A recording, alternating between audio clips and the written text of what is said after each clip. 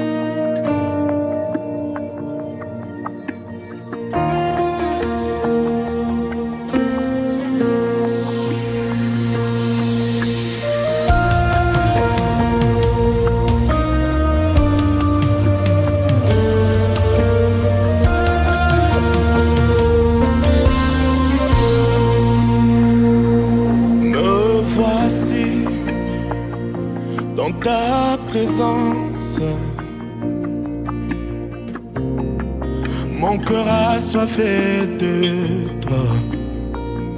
Seigneur, je viens plein d'espérance. Je veux entendre ta voix. Sans le secours de ta main, je serais déjà perdu. Qui d'autre comme toi soutient et conduit toute ma vie? Jésus, tu es le guide parfait, le Dieu de mon salut. Seigneur, écoute mon cœur. Tu es tout pour moi, tu es tout pour moi. Quel privilège de t'appartenir. Tu es tout pour moi, tu es tout pour moi. Quel honneur d'être appelé enfant de Dieu.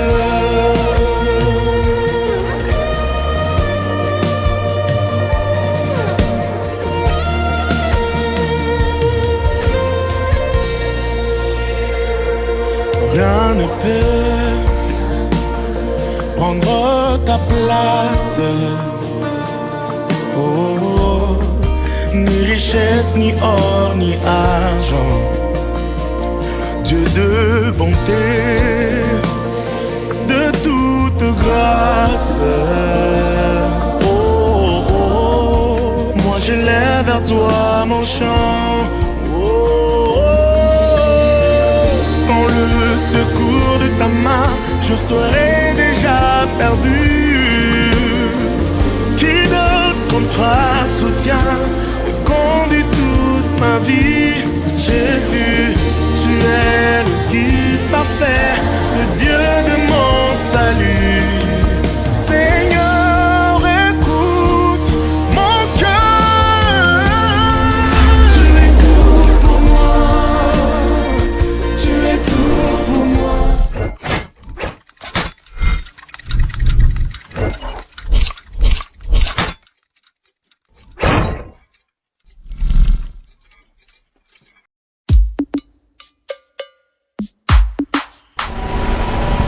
Et voilà, j'espère que cette chanson vous a permis de remercier les dieux tout-puissants, les dieux créateurs. Sans plus prendre de temps, nous allons prendre ces cartons. Question de recevoir notre invité.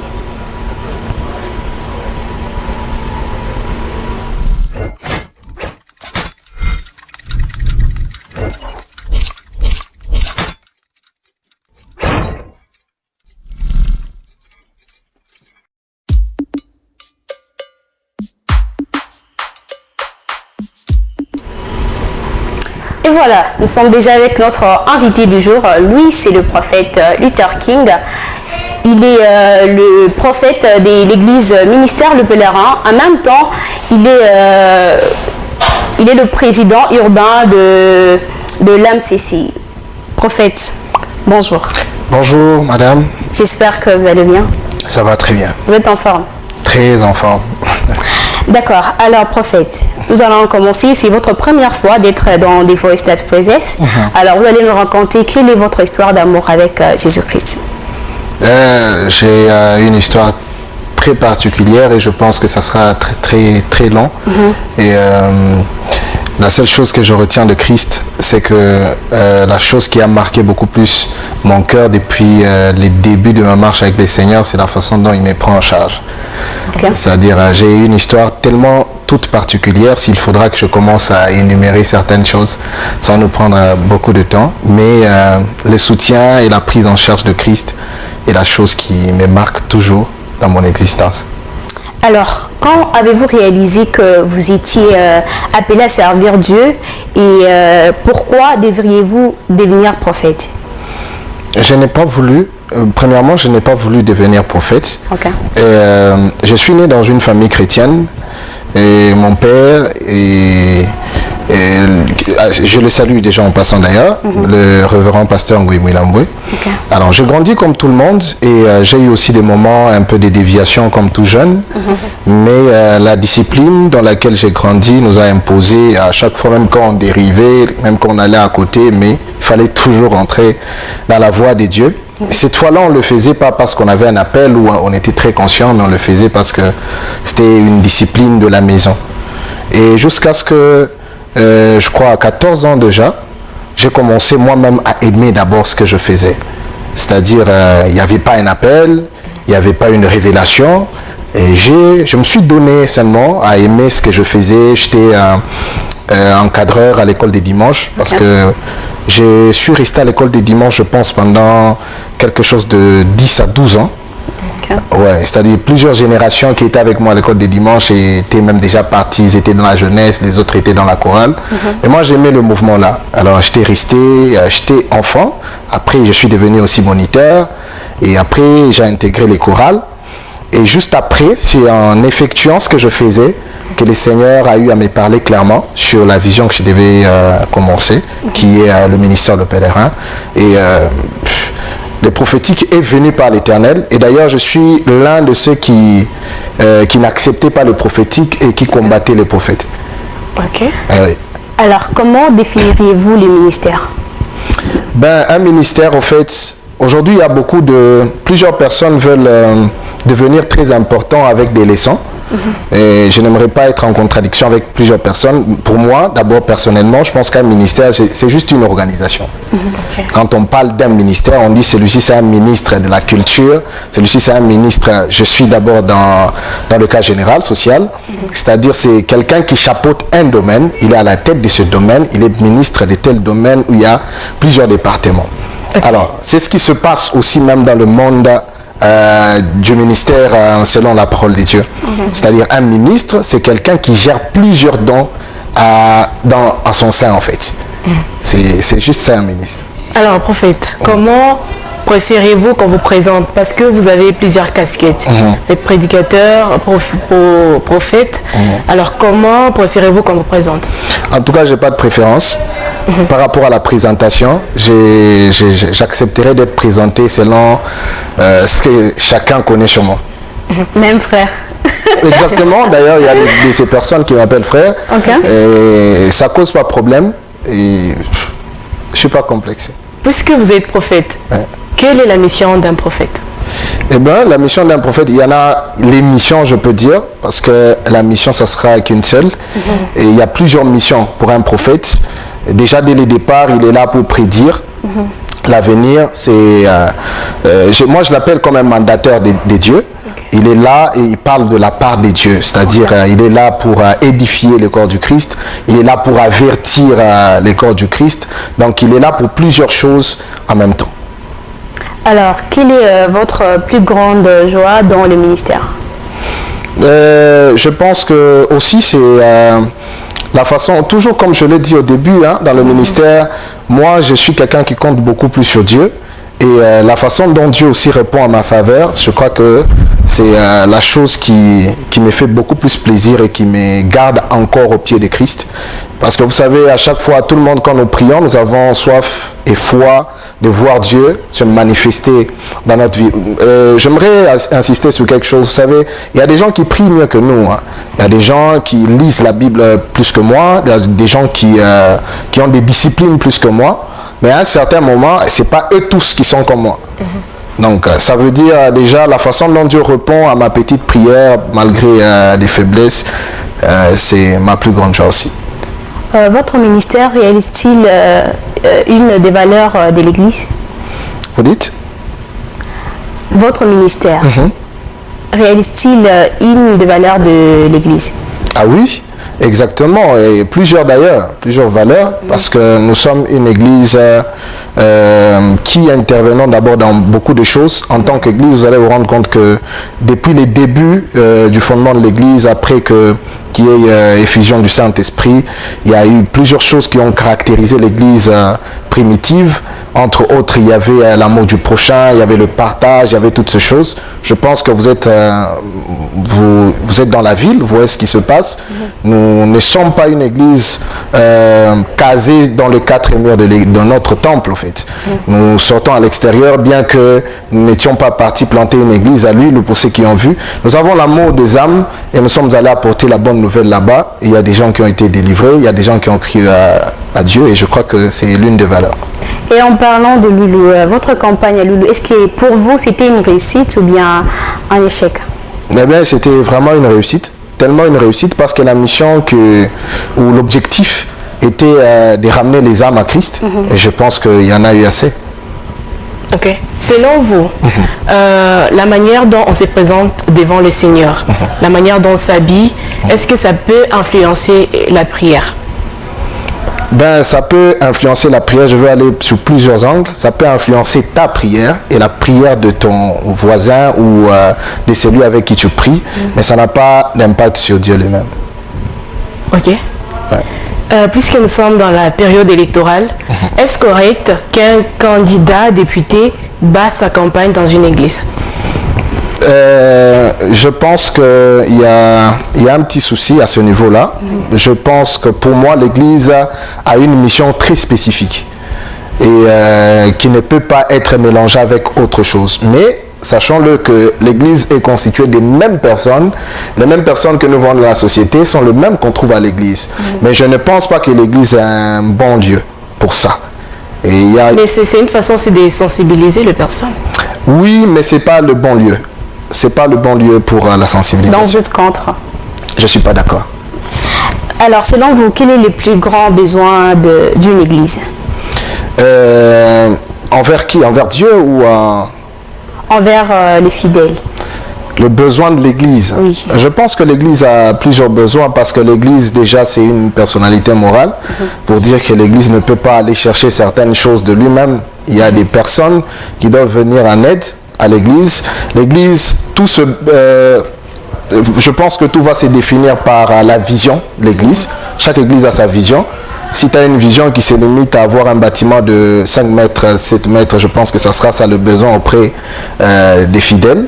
Mais pour une église aussi, il y a une très grande vision. Je pense que tout ce qui entre dans la vision est une charge pour les membres. Revenons en arrière. Quelques mois, vous avez sorti une chanson. Oui. Alors, selon vous, cette chanson a été consommée? Pas vraiment.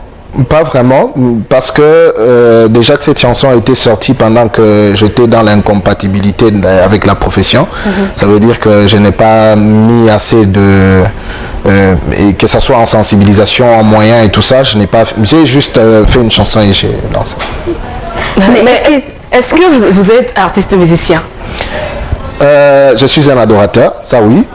Et pas artiste? Je ne suis pas un artiste musicien. Mais pourquoi avoir sorti un chant dernièrement? Ok, je pense que cette chanson, c'est une chanson qui a été déjà réalisée il y a très longtemps. Et la sortie, elle a tardé, simplement. Je pense que la sortie, elle s'est faite quand j'étais à Kin.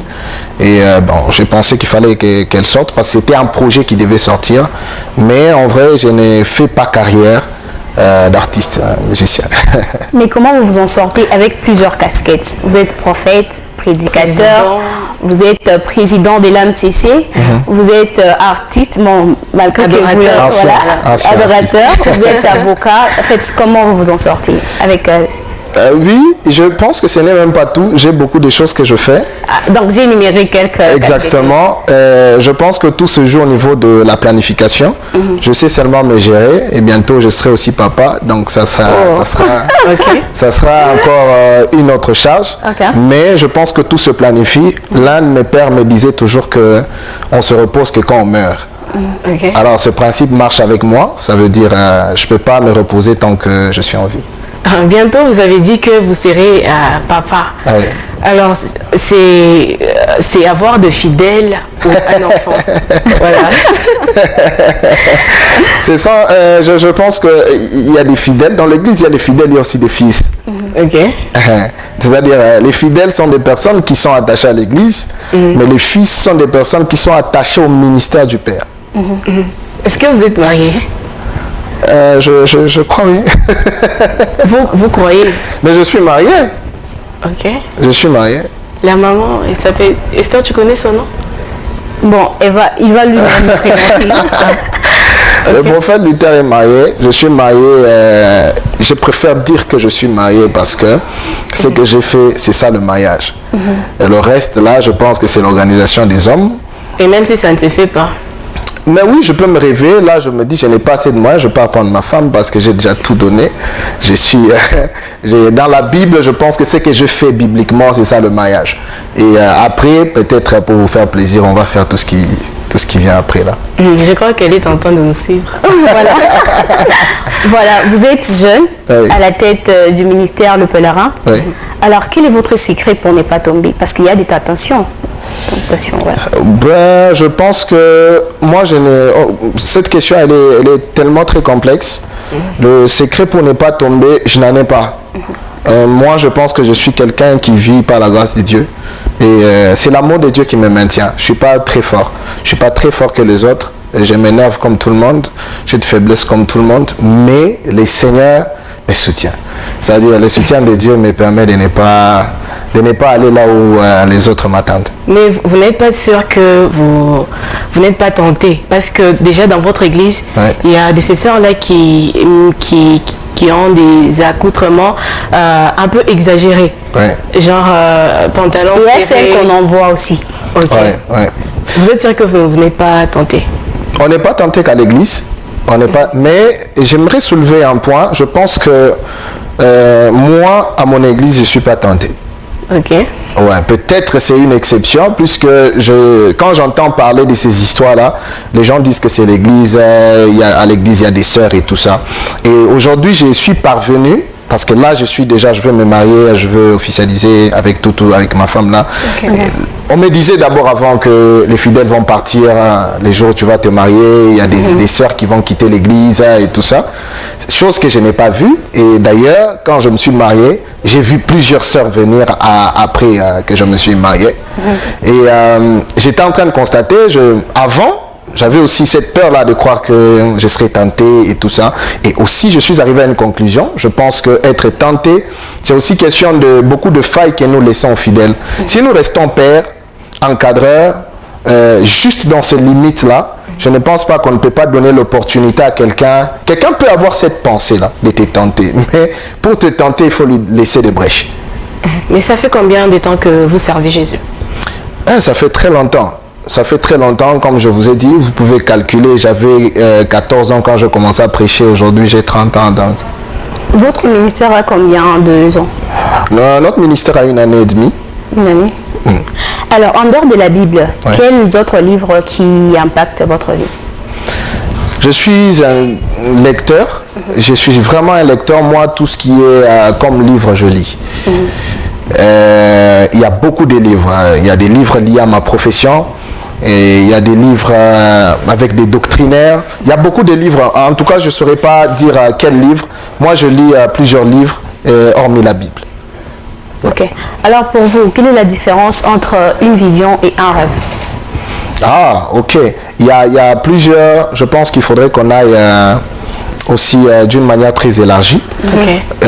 Quand on parle d'un rêve, il y a au sens littéral que nous connaissons d'ailleurs tous, c'est quelqu'un qui dort et puis il voit quelque chose et tout ça. Mais s'il faut aller sous une figure de style, quelqu'un peut aussi rêver tout en étant debout, c'est-à-dire quelqu'un il projette son avenir, n'est-ce pas?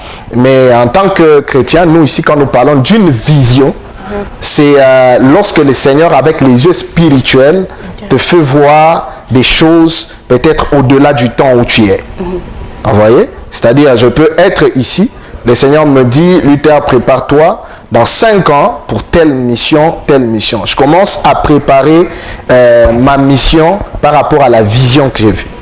Ok. Voilà. Bon, tout à l'heure, vous avez dit que vous étiez un adorateur. Ouais. Mais vous voulez faire quelque chose juste Ah, ça c'est une surprise que je ne voulais pas croiser aujourd'hui. Voilà.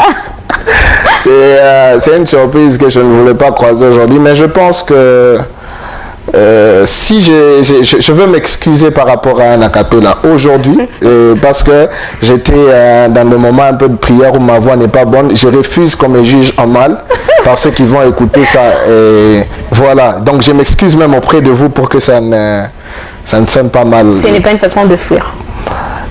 Fuir, non. Bon, ça va. Aujourd'hui, je pense qu'à la prochaine, tout ce que je prie actuellement, c'est que ma façon de faire s'incarne dans ma femme. Je pense qu'à la prochaine, vous allez la recevoir, elle va chanter à ma place. Ah, non, ça ne fait pas super. Bon, non, ça va. Elle chantera. Bon. Ok. Exactement.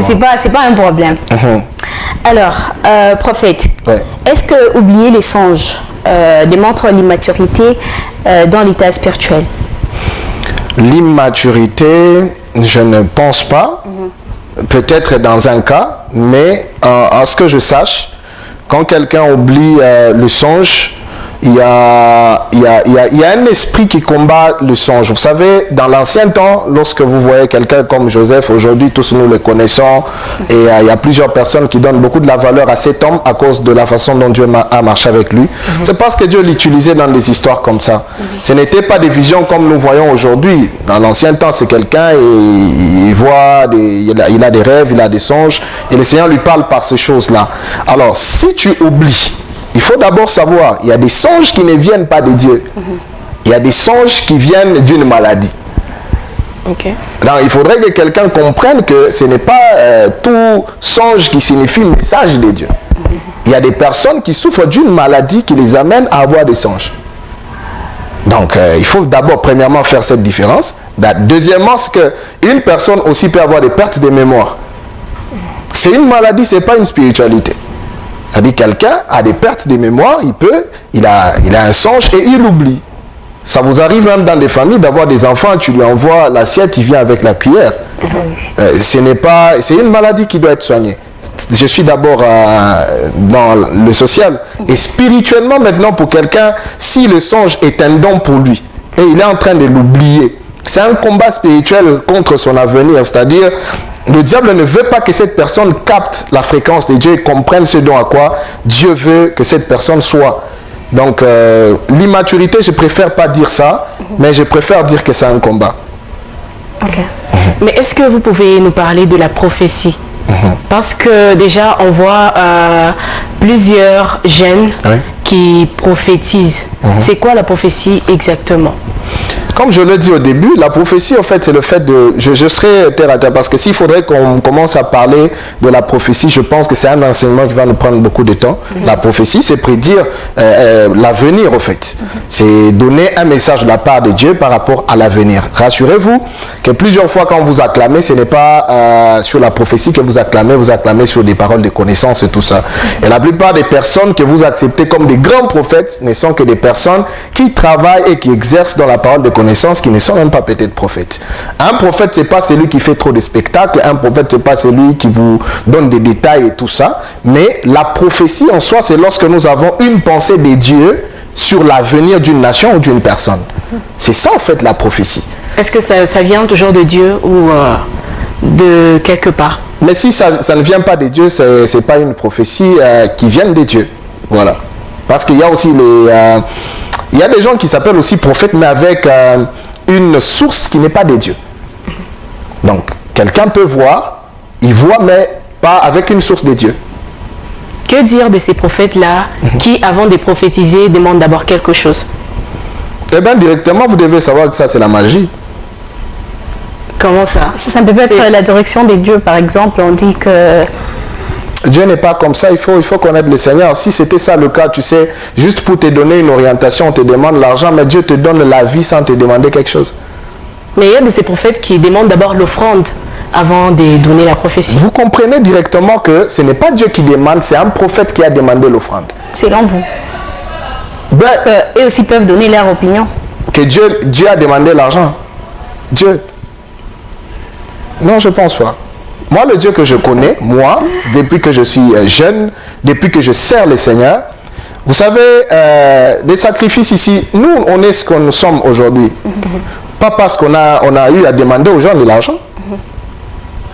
Je pense que je peux mettre ma main à couper. Si quelqu'un peut dire qu'il est venu consulter le prophète, il lui a demandé l'argent. Jamais. Mais il y a de ceux-là qui demandent de l'argent qui ne sont même pas comme nous. Alors je me dis, même cet argent, ils font quoi avec?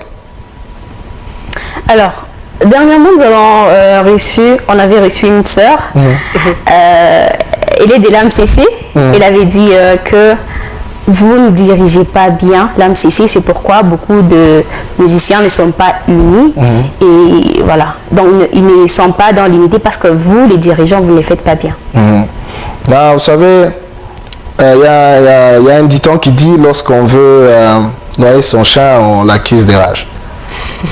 C'est juste une raison que quelqu'un peut se trouver. Vous savez, mal diriger l'AMCC ou bien diriger l'AMCC n'influencera pas ta carrière. Il faut demander à cette sœur, elle est connue où? Donc, elle a fait quel chant? Elle avait dit ça, donc, parce que, bon, on a aussi fait un constat. Vraiment, on peut constater que ceux qui font les vocalistes, et quand même, ils sont un peu unis. Mais par contre, ceux de l'AMCC, vous n'êtes pas dans l'unité. Oui, parce que le vocaliste, on voit même quand il y a un concert, ils se soutiennent. Mais avec les autres, c'est différent. Je vais vous faire comprendre quelque chose. Comprenez seulement que, d'ailleurs, vous avez reçu une sœur que je salue, je ne sais même pas c'est qui, je la salue. Mais comprenez une chose, c'est que les vocalistes sont des hommes. Là où il y a les hommes, il y a peu de problème. Et quand on parle du gospel, il y a un méli-mélo et puis vous sentez que celle qui a parlé, c'est une sœur. Donc, c'est normal. Et nous sommes là en train de chapeauter toutes ces personnes-là. Et c'est pas facile. C'est comme ça qu'on a pris la décision d'être là quand des temps utiles. Donc, on ne peut pas être là, on organise une réunion pour des futilités et tout ça. Qui rapportera quoi? Parce que quand on dit aujourd'hui on fait une réunion, qui organise la réunion? C'est moi. C'est-à-dire, quelqu'un attendra juste venir participer à la réunion sans se demander le lieu, ça sera payé comment, la boisson, ça sera payé comment et tout ça. Vous voyez, organiser une réunion, ça coûte. Et ce qu'ils disent bien dirigé, je ne sais pas, ils le disent sur quelle base, mais en réalité, nous nous organisons, vous êtes tous conscientes, vous voyez ce qu'on fait avec l'AMCC, vous voyez notre engagement, notre investissement dans tout ce qui est comme problème sur les artistes. Les mêmes artistes qui ne gagnent rien, il faut le dire. Ici à Colosi, il n'y a pas un artiste qui a payé une voiture avec la musique. Il n'est pas là. Mais si on est en mesure de les assister avec le peu que nous trouvons, ça veut dire que nous faisons déjà grandes choses. Voilà. Alors, qu'est-ce que vous pouvez dire à toutes ces personnes qui vous suivent et à tous ces jeunes qui aspirent à devenir comme vous? En tout cas, je veux leur dire d'être premièrement sous l'école des dieux. C'est-à-dire, sous l'école des dieux, il y a plusieurs examens. Et il faut réussir à ces examens-là. Il faut passer, aussi il faut avoir le courage, comme le Seigneur le disait aussi à Josué. Il faut avoir le courage, il faut avoir la persévérance, il faut avoir la patience. Et ces choses ici, on ne les obtient pas par un bâton magique. C'est-à-dire, aujourd'hui je suis là parce que Dieu a trouvé l'utilité de ma personne, aujourd'hui, et là où je suis. Le jour où Dieu trouvera que tel aussi est très important, Dieu va élever encore une autre personne. Justement, il faut être là où il faut être. Voilà. Et voilà, nous sommes presque à la fin de cette émission. Nous étions avec le prophète Luther King qui est à la tête du ministère de pèlerins. Qu'est-ce que vous pouvez dire à tous les membres de votre ministère? En tout cas, tous les pèlerins, et partout où vous allez suivre cette émission, je vous aime beaucoup et j'aimerais vous dire simplement de garder la même philosophie que nous avons. Notre objectif, c'est le ciel. C'est-à-dire, tout ce qui vient après là, ce ne sont que des accessoires. Nous, c'est le ciel. Gardez ça dans votre tête, c'est le ciel. Merci d'avoir répondu à nos différentes questions. Merci beaucoup. Salutations. Je pense que je salue tout le monde. Je ne saurais pas énumérer. Je salue seulement tout le monde. Je salue tous les artistes et tous les chrétiens de la vie de Colosie. Et Maman Christina. Ah, ok. Maman Christina, on te salue. Bon, ça va. Nati, mot de la fin. Voilà, j'ai dit merci à toi, Esther. J'ai dit également merci au prophète Luther d'avoir répondu à notre invitation. J'ai dit également merci à tous nos fidèles téléspectateurs qui aiment bien suivre cette émission.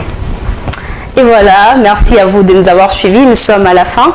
Retrouvez cette émission le dimanche à partir des 13h, donc la prochaine, plutôt les prochains numéros. Merci de nous avoir suivis. Au revoir.